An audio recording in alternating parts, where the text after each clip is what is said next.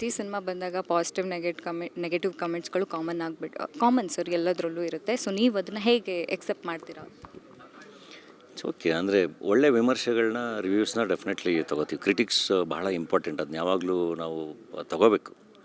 So ಒಂದು healthy ಎನ್ವೈರ್ಮೆಂಟಿಗೆ ಇದ್ದಾಗ ಆ ಥರದನ್ನೆಲ್ಲ ಚೆನ್ನಾಗಾಗುತ್ತೆ, ಅದನ್ನೆಲ್ಲ ತೊಗೋತೀವಿ. ಬಟ್ ಇಡೀ ಒಂದು ಪರಿಸರನ ಒಂದು ನೆಗೆಟಿವಿಟಿ ತುಂಬಿ ಹಾಳು ಮಾಡಿಟ್ಟಿದ್ದಾಗ ಅದು ಸಿನಿಮಾ ರಿವ್ಯೂಗಿಂತ ಮೀರಿ ಅದು ಸಿನಿಮಾನ ಹಾಳು ಮಾಡಬೇಕು ಅನ್ನೋ ಥರದ್ದು ಆಗುತ್ತಲ್ಲ, ಆವಾಗ ಇಟ್ಸ್ ಡಿಫಿಕಲ್ಟ್ ಟು ಟೇಕ್.